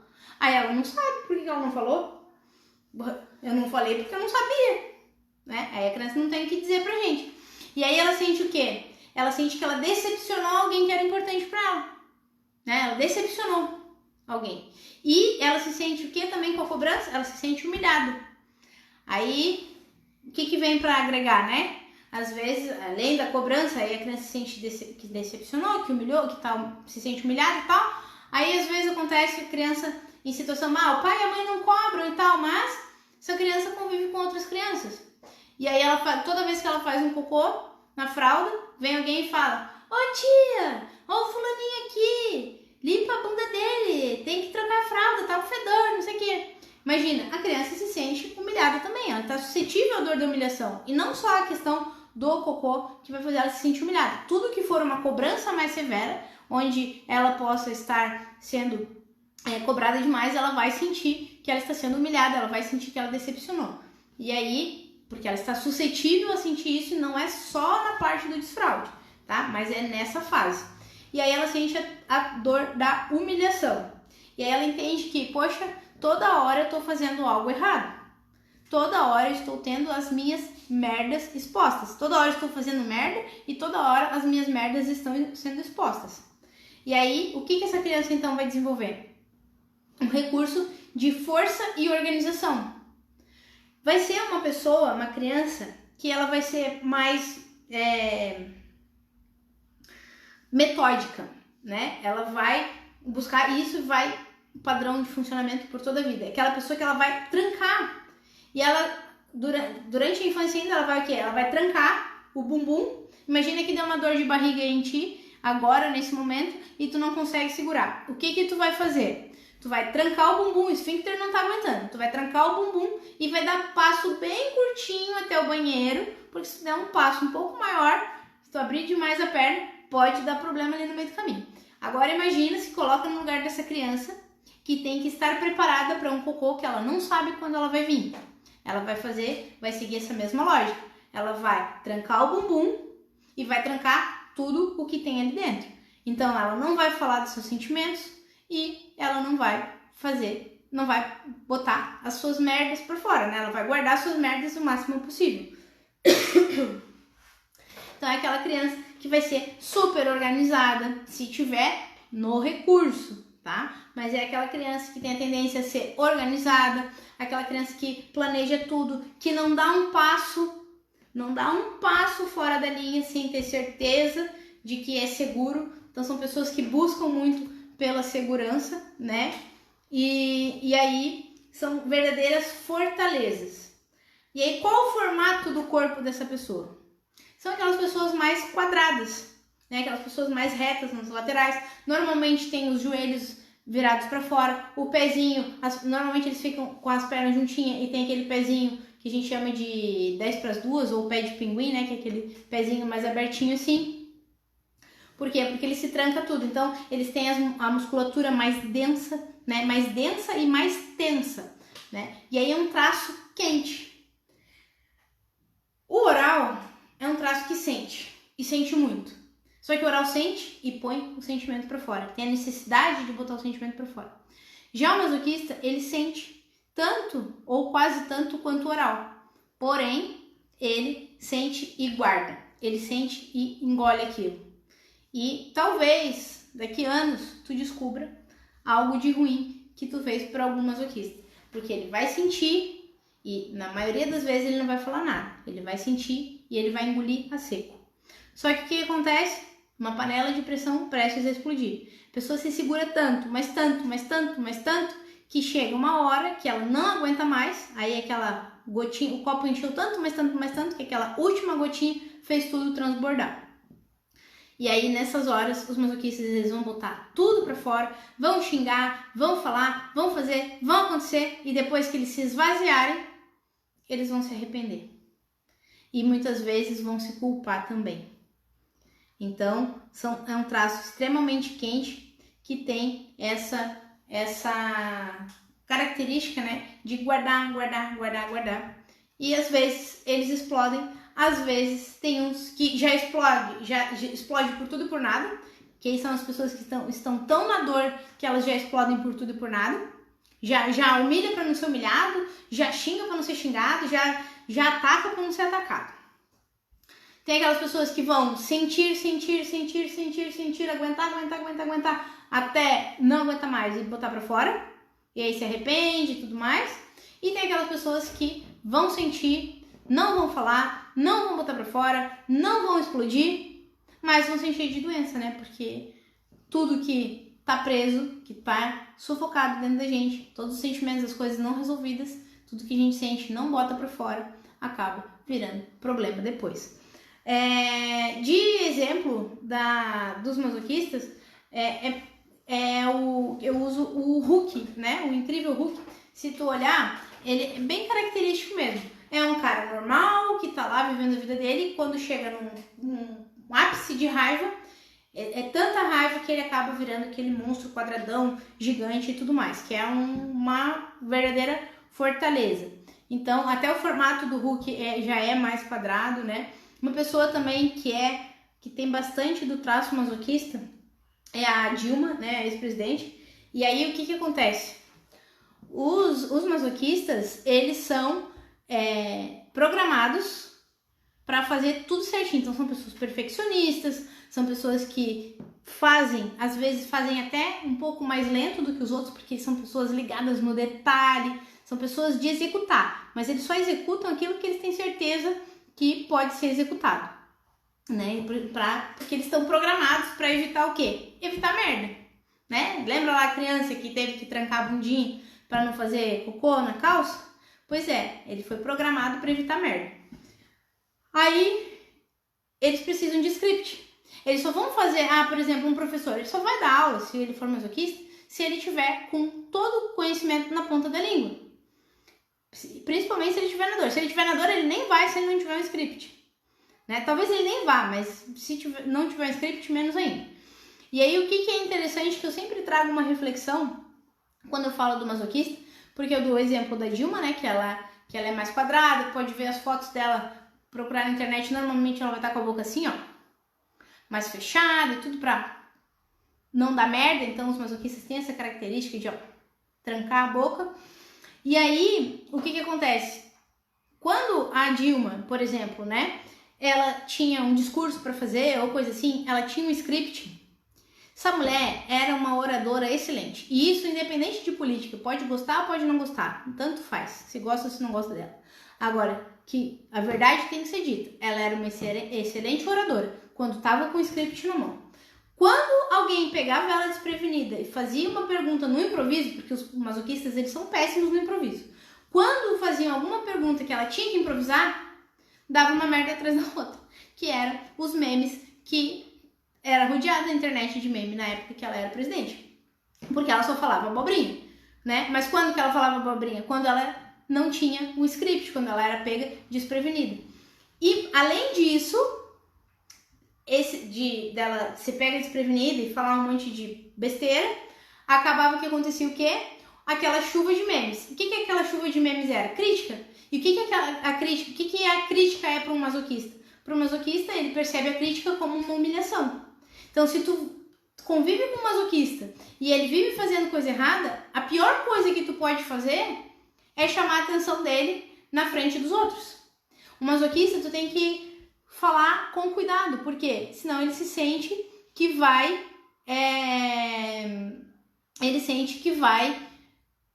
decepcionar. Que ele decepcionou. Então, ele se sente humilhado. Então, eu me perdi aqui porque a Sabrina botou, depende, o meme de estocar vento era burrice nossa, e não dela, né? Então, aí eu não quero entrar nesses méritos aí. Mas, essa questão, chegou num ponto, por exemplo, da Dilma, chegou num ponto que ela foi tão humilhada, que ela reviveu tanto a dor da humilhação e tudo mais, não sei o quê, mas no básico ali, ela fez tanta coisa que tudo que ela falava, chegou uma hora que teve umas coisas que ela falou que fazia sentido. Mas aí já tudo era piada. Se ela botava uma vírgula no lugar errado ali, já acabava virando piada, né? Mas o que eu quero trazer é a reflexão de, olha, a dor que essa pessoa sentiu, de reviver a dor dos traços, porque a pior dor que um ser humano pode viver é a dor dos seus principais traços. Por exemplo, o meu traço que eu tenho menos é o esquizoide, que eu tenho só 3%.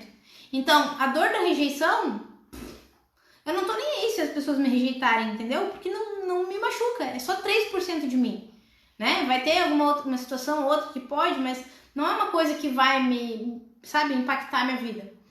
Agora, o que é a dor mais latente que eu tenho? Que é o que eu tenho 33% de oral. Então, automaticamente, se eu tenho 33% de oral, eu tenho 33% de mim e tenho medo de ser abandonado. Então, beleza, pode me rejeitar à vontade. Agora, não me abandona. Qual é a diferença de rejeição e abandono? Rejeição é quando, eu nem te vi, nem te conheço, não te quis, não te quero. E já o abandono é como? Poxa, eu te quis, e agora eu não quero mais, agora eu te larguei e eu vou embora. Então, poxa, me rejeita o quanto quiser. Não vai doer em mim muito. Agora, se tu me abandonar, meu Deus, quando meu filho morreu, parecia que estavam arrancando o meu peito, sabe? Era dor, parecia física, parecia que tinham botado a mão no meu peito e tirado. Tamanha dor do abandono que eu senti realmente que ele estava me abandonando. Ah, ele me abandonou? Não, mas eu senti como se fosse um abandono. Por quê? Porque não é o que é o que a gente sente, né? E aí pensa numa pessoa que tem muito de masoquista e que recebe críticas e tal, não é crítica de um de outro, né? É crítica de um país inteiro. Então, nesse momento, ela deveria estar muito na dor na época dessas eleições aí. Enfim, os masoquistas são pessoas tensas e mesmo que algumas não aparentem, guardam muito os seus sentimentos e estão sempre a um passo de explodir, ou podem estar sempre a um passo de explodir. E a questão de falar sobre sentimentos é interessante, que o masoquista ele pode até reclamar. Ah, eu não gostei de tal coisa, eu não gostei disso, eu não gostei daquilo, porque tava ruim, porque tava isso, aquilo, outro. Beleza. Mas o masoquista ele não vai falar como ele se sentiu em relação a. Né? Ah, eu não gostei disso, não sei o quê. Mas ele não vai falar, ah, eu me senti assim com essa situação, por isso eu não gostei. Não, ele só vai reclamar, mas ele não vai falar como ele se sente, tá? A não ser que ele confie muito em ti. Uma outra coisa dos masoquistas que vocês precisam saber é que os masoquistas eles são verdadeiras fortalezas. São pessoas que têm força para executar, forças para carregar as coisas. E aí, o que a gente faz com os pobres dos masoquistas muitas vezes? A gente pega todos os nossos problemas, os nossos lixos emocionais e a gente vai e desabafa. Só que a gente desabafa muitas vezes cobrando, ou às vezes a gente desabafa sem dizer que é um desabafo e a gente vai lá e despeja tudo na pessoa. E o que os masoquistas fazem? Eles pegam todo aquele nosso problema, todo aquele lixo emocional que a gente botou ali, eles pegam e seguram. E se agarram naquilo e andam com aquilo para cima e para baixo, até por anos. Então, não despeje seu lixo emocional nos masoquistas. Os masoquistas, eles são pessoas planejadoras, pessoas metódicas. São aquelas pessoas que assim, ó, tu dá uma lista pra pessoa ir no mercado. Mas pega o masoquista lá e dá a listinha pro masoquista no mercado. E aí faltou alguma coisa lá que tu esqueceu de colocar. Sei lá, vou comprar os ingredientes pra fazer um cachorro quente. Aí vai lá, anotou na lista pão, batata palha, maionese, não sei o que, não sei o que, não sei o que. Aí o masoquista vai, sabendo que vai fazer um cachorro quente, vai lá no mercado, compra tudo que tá na lista. Aí chega em casa, faltou a salsicha. Aí o masoquista vai olhar, cadê? Mas não tava na lista. Aí a pessoa vai dizer, não, mas tem que ter cachorro quente pra salsicha, tem que ter salsicha pro cachorro quente, é óbvio. E aí, óbvio, mas se era óbvio, por que tu não botou na lista? Pro masoquista, ele tá preocupado em executar, e ele vai executar da melhor forma possível. No recurso, são pessoas extremamente leais, então ele vai executar. O problema não foi dele que não lembrou da salsicha, o problema foi teu que não botou a salsicha na lista. Porque eles foram programados para executar e eles vão executar exatamente como foi planejado. Então, eles não improvisam, né? Eles têm essa dificuldade do improviso. E aí, se eu improvisar, pode dar o quê? Pode dar merda. Então, não vai ter improviso nessa questão aí e eles vão executar exatamente. Então, não use a força do masoquista para que ele carregue peso, gente. Pelo amor de Deus. Não despeje o teu lixo emocional nos masoquistas. Use a força do masoquista, o recurso do masoquista de organização e de planejamento, de disciplina. São pessoas que precisam de rotina, são pessoas que gostam das coisas tabeladinhas, das coisas na planilha ali, que anota cada centavo que gasta, que anota. Use esse recurso a teu favor.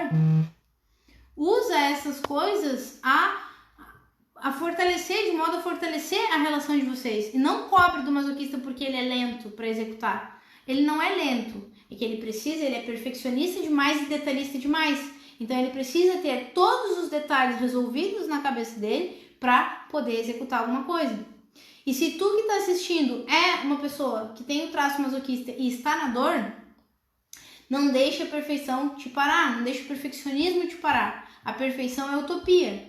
Então, porque os masoquistas eles precisam de segurança. Então, se tu é masoquista e tu tá travado em alguma área da tua vida, faça o seguinte: liste os prós e os contras, liste os passos que tu precisa dar e anota situações que podem dar errado.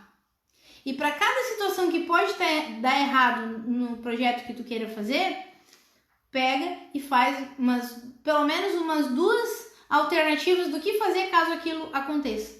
Que isso vai te dar muito mais segurança e tu vai poder avançar e não ficar travado na tua vida, não ficar ali bloqueado, né, sem realizações. Vamos agora para o último traço, que é o traço de caráter rígido. E o traço de caráter rígido, ele começa a se formar quando a criança tem em torno de 3 anos e meio a 5, 6 anos de idade, que é quando começa a surgir a sexualidade na vida da criança.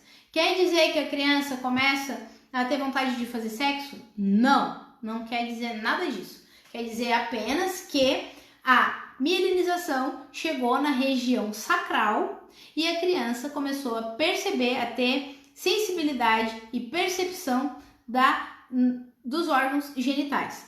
Até essa idade, a criança tocava no nariz e tocava lá nas partes íntimas, ela não sentia, era a mesma coisa, ela não sentia nada de diferente, assim, era só um toque.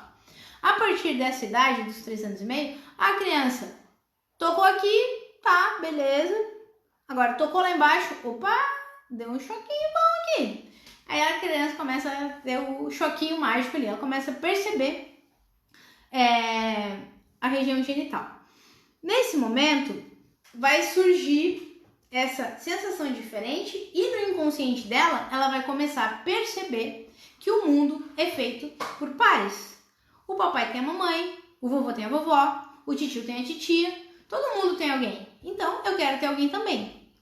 Quem que vai ser o meu amor? Simples. Qual é a conta que a criança faz? Poxa, no meu caso, eu menina, eu preciso do amor de alguém, né? Porque todo mundo tem um par, eu preciso de um par. Qual vai ser o meu par? Eu, menina, vou buscar o meu par no meu pai. Já o menino vai buscar o par na mãe. É sempre o progenitor do sexo oposto. Ah, mas a criança desde pequenininha já dá sinais de que vai ser homossexual. Não importa. É sempre com a menina tem a ligação com o pai e o menino tem a ligação com a mãe, tá? Por quê? Porque eu já sou a princesinha do papai. Então, é mais fácil, né? Pra mim, que já tenho amor do meu pai, eu vou entregar meu coração pra ele também e ele vai ser meu. Aí, tá, beleza, na cabeça da criança tá tudo certo, vai ser isso aí, deu certo. Aí chegou lá, entregou o coração pro papai, aí o papai, minha princesinha, tu é tudo pra mim, mas chega na hora de dormir, é beijinho em mim e vai dormir com a mamãe. Nesse momento a criança se sente o quê? Se sente trocada, se sente traída, se sente excluída daquela relação.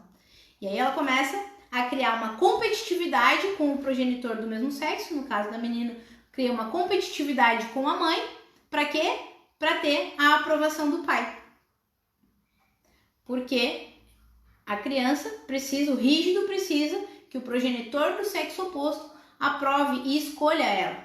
E aí, qual é o recurso que a mente dessa criança vai desenvolver? Por ela ter se sentido traída. Dor básica é a dor da traição. O que a mente dela vai desenvolver? Vai desenvolver o recurso da competitividade, da proatividade, da agilidade. São pessoas executoras, mas não são executoras e perfeccionistas, assim como os masoquistas. Porém, os masoquistas são aqueles executores no nível seguinte. Eu tenho um problema e eu preciso executar. Então, o masoquista ele vai encontrar um caminho seguro para executar aquilo. Depois que ele encontrar esse caminho seguro, o masoquista ele vai passar a vida inteira fazendo a mesma coisa até que dê errado, tá? Porque é aquele famoso time que tá ganhando não se mexe. Esses são os masoquistas. Já os rígidos, eles são executores, eles são fortes, eles são perfeccionistas também, mas é diferente. Por quê? Porque o masoquista ele vai procurar uma perfeição para não dar merda. Então é o caminho seguro. Já o rígido ele vai buscar a perfeição pela perfeição. Então eu fiz dessa vez, mas amanhã eu vou fazer de novo, mas eu vou fazer melhor. E da próxima vez que eu for fazer, eu vou fazer melhor ainda. Então o rígido ele tá sempre querendo ser perfeito para ser escolhido, para não ser trocado. E essa pessoa, ela é uma pessoa que tem a mente dividida. Porque na cabeça dela, o mundo é triangular. Por quê? Porque montou uma relação triangular lá na infância. E ela vai carregar esse padrão pro resto da vida dela. Então, poxa, na relação tem eu, meu pai e minha mãe. Então, eu tenho o lado A e o lado B. Eu, o lado A e o lado B. Então, são 3 pontas. Tudo na vida dessa criança vai ser essas 3 pontas. Então, vai ser uma criança, vai ser indecisa, uma pessoa, criança também, mas vai crescer, vai se tornar um adulto, que indeciso, dificuldade de escolher, não se entrega por inteiro. Por quê? O rígido, ele entende que, beleza, eu dei o amor pro meu pai, só que meu pai também me deu o amor dele, só que a sexualidade ele entregou para outra pessoa, então a minha sexualidade eu posso entregar para outra pessoa também.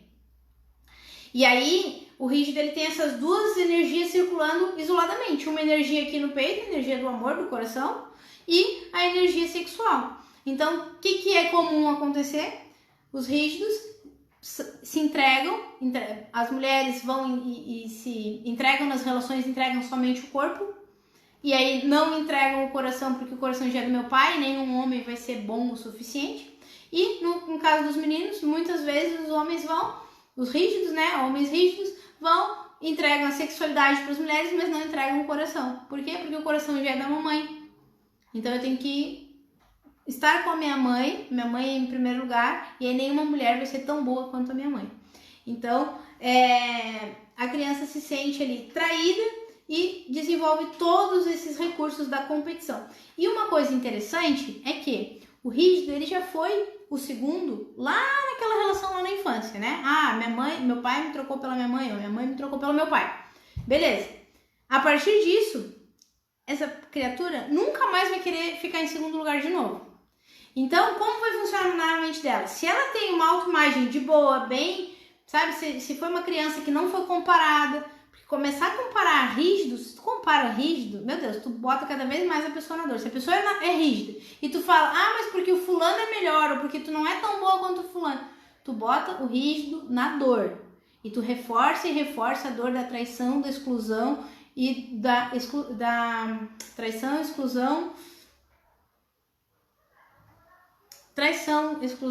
da troca. Isso. Então, o rígido, ele quer ser o melhor. E é engraçado que, qual o formato do corpo do rígido? O rígido aproveita toda aquela chuva de hormônio que está acontecendo agora na vida dessa criança, e aí o corpo aproveita toda essa chuva para moldar ali. Então vai ser aquela pessoa que vai ter o corpo mais, a cinturinha mais violão, que vai ter o rosto mais simétrico, que vai ter aquele bumbum mais empinado, aquela pessoa que vai ter o músculo, a musculatura mais evidente, aquela pessoa que nem precisa muito ir na academia, que ela já é toda definida, trincadinha, ou faz ali meia dúzia de exercício e já tá lá, parece que tá há anos na academia, né? Eles têm essa coisa. E apesar de serem considerados, entre aspas, os mais bonitos, né? Porque eles são mais simétricos, eles são os mais inseguros. Por quê? Porque eles já vêm que eles já sofreram uma traição na primeira competição deles. Eles já foram trocados, eles já ficaram em segundo lugar na primeira competição deles. Então, eles vão carregar essa insegurança pela vida. Se estão no recurso, vão ser competitivos e vão enfrentar os desafios. Se estão na dor, vai ser aquela pessoa que nem tenta uma coisa, a pessoa tem capacidade para concorrer à Liga Mundial, mas ela não se entrega nem para um campeonatinho de segunda divisão, de tão bem enegrida que está a imagem dela. Ou ela só vai para os campeonatinhos de segunda divisão porque sabe que nos campeonatinhos de segunda divisão ela ganha fácil. Então, são pessoas que não se envolvem em competições onde elas possam ficar em segundo lugar. Se tem qualquer chance que elas vejam, não, aquele dali é melhor que eu, elas já não entram. Os rígidos preferem perder por WO, perder por não tentar, do que tentar e ficar em segundo lugar. Os rígidos, eles sempre vão querer ser os melhores.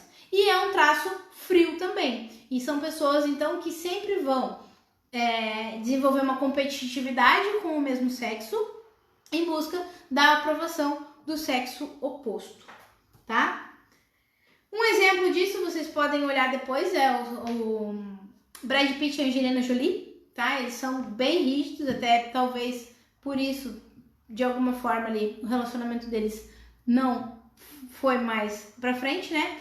Então, eles são pessoas muito competitivas, têm a energia sexual bastante aflorada, né? Eles têm dificuldades para se entregar por inteiro, seja para algo ou para alguém. Então são aquelas pessoas que sempre tem que ter um plano B e sempre vão buscar pela perfeição. O que eu dou de conselho, né? Se tu é uma pessoa rígida, o que eu dou de conselho? Busque a excelência, não a perfeição, porque a perfeição nunca vai chegar, tá? E sobre se entregar por inteiro para algo ou para alguém, né? Não tenha um plano B. Quero mudar de carreira. Não tenha um plano B. Porque o plano B, ele vai ser a desculpa para tu desistir do plano A. Então, para os rígidos, para entrar no recurso, se desafiem cada vez mais. Cuidem da sua autoestima. A vaidade é importante para os rígidos, tanto para homem quanto para mulher. É importante para uma mulher estar maquiada, estar em cima do salto, estar para as rígidas, sim. Se tu é uma pessoa rígida com oral, por exemplo, tu vai ter um conflito de menina-mulher ou de menino-homem, né? Que é aquele conflito, horas eu tenho que estar em cima do salto e dar conta de tudo, no caso do homem tenho que dar conta de tudo, da mulher também, né? Tenho que dar conta de tudo, resolver tudo, porque sou só eu. Ao mesmo tempo que, eu quero ser cuidado, eu quero que alguém faça alguma coisa por mim, eu só quero estar confortável.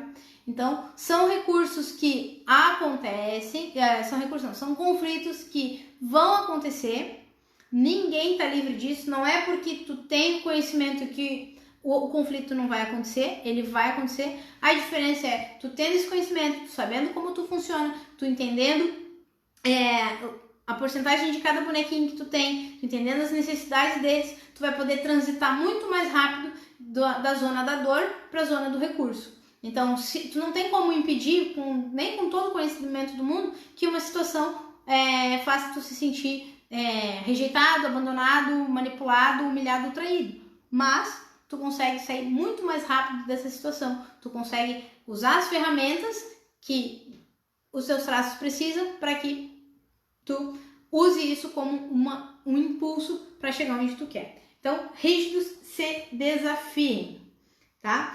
Então, a causa de todos os teus problemas. Tu sabe a que a causa de todos os teus problemas estão ligados? Há 5 coisas: aos teus traços, a formação do teu sistema nervoso, a tua infância, ao ambiente que tu foi criado e o ambiente que tu criou ou não hoje para ti. Então, resolvendo essas 5 coisas, tu entendendo sobre os teus traços, tu entendendo sobre a formação do teu sistema nervoso, que deu origem aos teus traços, tu voltando, entendendo o que aconteceu lá atrás na tua infância, tu percebendo o ambiente que tu foi criado e tu adaptando o ambiente que tu vive hoje para dor, tu coloca, para dor não, para alterando o ambiente para um ambiente favorável, controlando o ambiente que tu está, criando um ambiente favorável para ti, tu vai ficar cada vez mais no recurso. Então, através da análise corporal, tu vai poder saber como tu funciona e como botar o recurso dos teus traços em ação. Eu quero deixar aqui um presente, né, para quem está ao vivo. Quem está ao vivo aqui pode me chamar no direct, que eu vou dar uma sessão, eu chamo de análise de zóio, tá? Que o que acontece? Hoje eu tenho a capacidade de, olhando para a pessoa, entender quais são os principais traços dela, sem precisão, mas eu entendo quais são os principais. Então eu consigo dar uma orientação, a pessoa está com um problema tal. Traga os seus problemas para a sessão, me chama no direct, a gente vai marcar uma sessão, tu vai trazer os problemas e eu vou te dizer por que eles estão acontecendo. É uma sessão completa? Não, é uma sessão experimental, que eu chamo de análise de zóio, que eu vou dar uma olhada em ti e eu vou te explicar a causa dos teus problemas. E quem está assistindo tanto ao vivo aqui como a gravação e quiser passar por uma análise completa, quiser dar uma aprofundada mais no conhecimento, né? Quiser dar um passo a mais na sua evolução pessoal e quiser passar por uma análise, eu vou dar 20% de desconto para quem me contactar até hoje é domingo, para quem me contactar até o próximo domingo, vou ficar essa semana toda com 20% de desconto na análise corporal. Quero saber de vocês. Vocês têm alguma dúvida? Vocês gostaram do conteúdo? Eu preciso do feedback de vocês para trazer cada vez mais conhecimento de qualidade para ajudar nesse processo. O mundo está passando por um processo agora, né? Todo mundo, grande parte das pessoas estão se voltando para o autoconhecimento, que é a chave eu ri aqui que a Sabrina botou aqui, é a minha cara mesmo, análise de zóio. Só eu criaria uma análise dessa. Na verdade eu copiei, tá? Eu copiei de uma pessoa que era mais criativa que eu. E mais engraçada.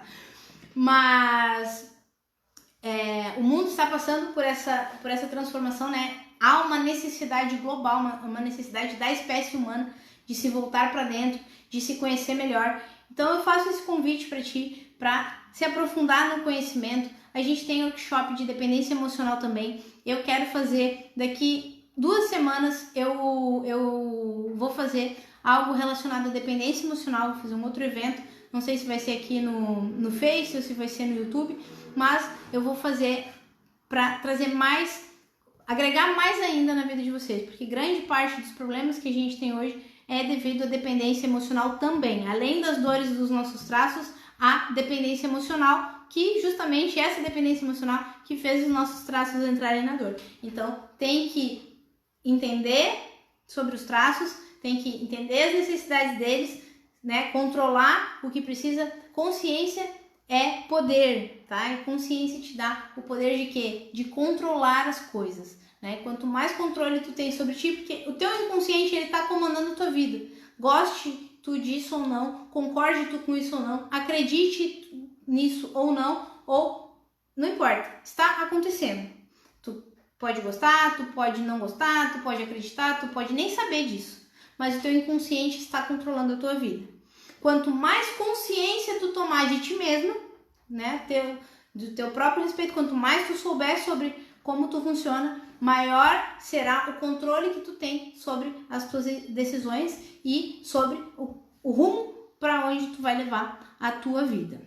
A Érica botou aqui, eu adorei no feriado Viajei com a Família e apliquei o que aprendi com você, foi especial. Olha que legal! Eu vou te ligar depois pra saber. Que agora eu fiquei curiosa, quero saber. Eu quero agradecer a presença de todos vocês. Eu quero me comprometer aqui em público, né? Eu tô preparando mais conteúdo, tô preparando estar mais presente nas redes sociais, porque esse conhecimento ele tem que ser propagado. E eu peço a ajuda de vocês a compartilhar. Eu vou ver, ainda não sei se eu vou conseguir deixar isso aqui salvo, mas eu vou tentar. E quem tenta não consegue. Eu vou dar um jeito de fazer esse negócio ficar salvo. E aí eu vou pedir que vocês compartilhem com as pessoas, porque esse conhecimento, ele realmente é libertador. Às vezes a pessoa fica anos numa terapia e não, sabe, chega numa hora que ela não consegue mais avançar. E esse conhecimento, ele é novinho, ele é quentinho, ele, sabe, poucas pessoas no mundo, poucas pessoas têm acesso a eles. Então, se tu assistiu esse vídeo até aqui, sinta-se uma pessoa grata, porque tu teve uma oportunidade de um conhecimento que pouquíssimas pessoas, 1% da população mundial, e olhe lá, nem isso, deve saber tão profundamente esse conhecimento quanto tu aprendeu hoje aqui comigo. Então, eu quero agradecer mais uma vez e espero vocês nos próximos encontros aí, que eu tenho muito conteúdo para compartilhar, para ajudar que todo mundo viva uma vida livre de dependência emocional, uma vida leve, uma vida que realmente faça sentido, não para os outros, mas eu quero que tu tenha uma vida que faça sentido para ti. Muito obrigada até aqui e a gente se vê.